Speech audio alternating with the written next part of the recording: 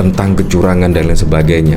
Kalau memang perhitungan suara dari KPU yaitu secara manual dan perhitungan secara berjenjang, menurut saya juga kenapa ada Sirekap? Menurut saya sumber permasalahan di sini adalah dari Sirekap di sini. Mulai dari pencoblosan di situ bahkan juga menuai polemik dari Sirekap di sini.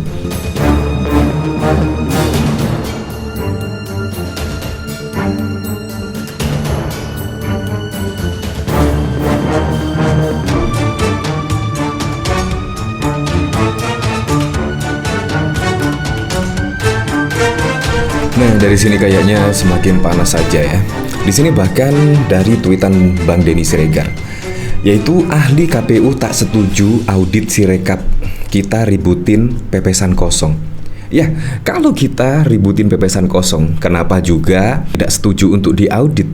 Di sini menurut saya sangat lucu sekali, di mana ributin pepesan kosong ketika Sirekap mau diaudit. Di sini tidak setuju, sangat lucu sekali. Nah, di sini ada apa gerangan ya dengan Sirekap di sini? Kalau kita ketahui ya di Sirekap ini yaitu banyak lah, yaitu tentang ya kabar penggelembungan dan lain sebagainya, dan bahkan juga membentuk opini tentang kecurangan dan lain sebagainya. Kalau memang perhitungan suara dari KPU yaitu secara manual dan perhitungan secara berjenjang, menurut saya juga kenapa ada Sirekap? Menurut saya sumber permasalahan di sini adalah dari Sirekap di sini. Mulai dari pencoblosan di situ bahkan juga menuai polemik dari Sirekap di sini. Ya, sebut saja ada penambahan yang cukup signifikan. Misalnya 1 tambah 1 sama dengan 12, seharusnya kan 2. Di situ memang perlu diaudit jauh-jauh hari. Kenapa sampai dipaksakan untuk perhitungan suara pada Pilpres 2024? Bayangkan, Pilpres di sini menurut saya hal yang sangat sensitif sekali soal suara-suara karena memang melibatkan masyarakat Indonesia. Nah, jadi di sini memang perlu diaudit, tetapi di sini ahli KPU tidak setuju audit Sirekap. Di sini bahkan juga dikomentari oleh Bang Denny Siregar, takut ya KPU ID. Ya, sangat lucu sekali. Dari sini saya juga penasaran ya, seperti apa beritanya di sini ketika ahli KPU tak setuju audit Sirekap. Di sini dari CNN Indonesia. Ahli dari Komisi Pemilihan Umum, Marsudi Wahyu, mengakui jika sistem informasi rekapitulasi Sirekap KPU telah membuat banyak orang emosi, namun tak mempengaruhi perolehan suara dan angka para kandidat di Pilpres 2024. Ini dikatakan Marsudi ketika dihadirkan sebagai ahli oleh tim hukum KPU dalam sidang gugatan hasil Pilpres 2024 di MK, Jakarta pada 3 Maret. Kalau bermasalah dalam arti dia mempengaruhi angka, suara dan perolehan, menurut saya tidak. Tapi bikin orang jadi emosi, jadi ribut ya, kata Marsudi. Makanya di sini memang diperlukan audit ya, supaya semuanya transparan, biar masyarakat juga jelas dengan edukasi di sidang Mahkamah Konstitusi di sini. Jadi menurut saya juga sangat diperlukan. Di sini Marsudi mengatakan keributan di tengah masyarakat sudah terjadi tak cuma di era Sirekap saja, melainkan sudah sejak KPU menggunakan sistem informasi perhitungan situng yang terakhir digunakan pada pemilu 2019. Namun Marsudi mengatakan keributan yang terjadi itu tak ada guna, sebab KPU menetapkan perolehan suara berdasarkan perhitungan manual secara berjenjang, bukan melalui Sirekap.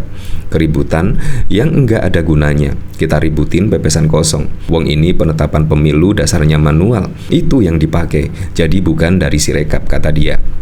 Tak hanya itu saja, Marsudi mengatakan KPU kerap melakukan koreksi terhadap angka-angka yang bermasalah di Sirekap. Ia mencontohkan ada 12.000 kesalahan di 12.000 TPS, namun angka kesalahan tersebut tak hanya berfokus di satu paslon capres-cawapres saja, melainkan terdistribusi di 3 paslon.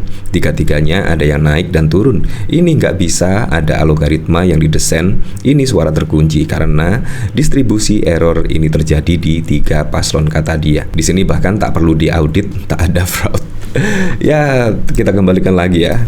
ke masyarakat seperti apa menilainya. Tetapi yang jelas semua sumber permasalahan di sini yaitu tentang penggelembungan suara naik turun drastis di situ memang dari Sirekap. Akhirnya juga membentuk opini masyarakat. Ya, karena apa? Karena Sirekap itu adalah acuan lah untuk melihat hasil Pilpres pada waktu lalu. Makanya kalau di sini Sirekap belum berfungsi dengan sebagaimana mestinya, seharusnya juga tidak seharusnya digunakan pada Pilpres. Apalagi juga Pilpres ya. Menurut saya Pilpres itu masalah yang sangat sensitif sekali ya, menyangkut suara masyarakat Indonesia. Nah, dari sini saya juga penasaran kira-kira komentarnya seperti apa ya di sini. Di sini dari Furkoni Arianto semakin menjelaskan bahwa Sirekap adalah alat awal memanipulasi suara untuk kemudian diseragamkan dengan hasil hitung cepat semua lembaga survei yang sudah dikontrak dari awal untuk bertugas memframing. Di sini dari Hadi Wijaya, ahli KPU mengatakan kesalahan Sirekap adalah kesalahan teknologi, bukan kesalahan manusia. Anehnya kesalahannya cuma menggelembungkan suara PSI saja.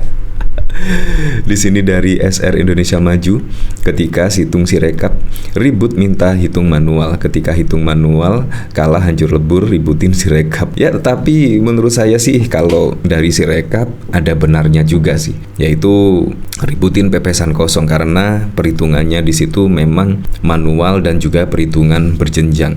Jadi menurut saya ya balik lagi lah keputusan MK yang pada waktu lalu ya. Menurut saya juga putusan MK yang setidaknya meloloskan usia minimum capres dan cawapres bisa di bawah 40 tahun dengan persyaratan pernah menjadi kepala daerah itu sangat berdekatan dengan pendaftaran di KPU, yaitu pendaftaran capres dan cawapres. Dan di sini perlu diklarifikasi, ada apa semua itu, kegentingan apa Mahkamah tiba-tiba ya setidaknya meloloskan gugatan seperti itu, ada apa di sini. Makanya di sini perlu dikoreksi lagi ya, seperti apa di sini, biar semuanya jelas, biar semuanya transparan dan ya tidak ada permainan politik, drama-drama politik lainnya. Nah, tetapi yang cukup mengejutkan di sini yaitu setelah 4 menteri dari Presiden Joko Widodo yaitu diusulkan untuk hadir di MK untuk dimintai keterangan oleh hakim MK. Di sini tim Ganjar minta MK hadirkan Jokowi di sidang sengketa Pilpres. Wow, jadi di sini tidak hanya 4 menteri saja yang dihadirkan di MK, tetapi di sini ada usulan lagi yaitu Jokowi untuk datang di sengketa Pilpres di Mahkamah Konstitusi. Kalau di sini memang benar-benar dikabulkan oleh hakim MK, wow, entah, saya juga terkejut kemungkinan ya. 4 menteri saja ketika hakim MK mengabulkan akan menghadirkan 4 menteri, saya juga terkagum-kagum, sangat keren sekali di sini. Menurut saya hakim MK di sini sangat independen ya, sangat independen. Menurut saya juga tidak ada kepentingan apapun menurut saya, kecuali ya mantan ketua MK pada waktu lalu. Nah, dari sini Ketua Hukum Ganjar Mahfud Todung mendorong Ketua Mahkamah Konstitusi menghadirkan Presiden Joko Widodo dalam sidang gugatan Pilpres 2024. Presiden Joko Widodo itu kan kepala pemerintahan. Kalau presiden memang bisa didatangkan oleh Ketua Majelis Hakim MK, itu akan sangat ideal, kata Todung usai persidangan di Gedung MK Jakarta Pusat pada 3 April. Di sini Todung beranggapan pengelolaan dana bansos yang dipersoalkan publik selama Pilpres 2024 juga menjadi tanggung jawab presiden. Ia berharap kehadiran Jokowi dapat menjawab berbagai pertanyaan masyarakat. Tapi, apakah Ketua Majelis mempertimbangkan itu? Saya melihat tanda-tanda itu tidak kelihatan, ujarnya. Todung beranggapan MK merasa sudah cukup dengan pemanggilan 4 menteri ke persidangan untuk diminta keterangan soal bansos pada 5 April. 4 menteri itu antara lain Menteri Koordinator Perekonomian Airlangga Hartarto, Menteri Koordinator Pembangunan Manusia dan Kebudayaan Mujair Effendi, Menteri Keuangan Sri Mulyani, dan Mensos Tri Risma hari ini. Tapi kalau mau tuntas ya harusnya hadirkan Presiden Joko Widodo. Ya, menurut saya sih kalau Presiden Joko Widodo pasti sibuk ya, apalagi juga Presiden itu kunker kemana-mana. Tapi ya kita serahkan lagi lah ke Mahkamah Konstitusi. Kalau benar-benar dihadirkan, wow, ini memang sangat luar biasa sekali ya di sini. Ya, tetapi apapun itu, pada besok siapapun presiden dan wakil presidennya supaya bisa merealisasikan semua program-program dan janji-janji kampanyenya sehingga bisa dirasakan manfaatnya langsung oleh masyarakat.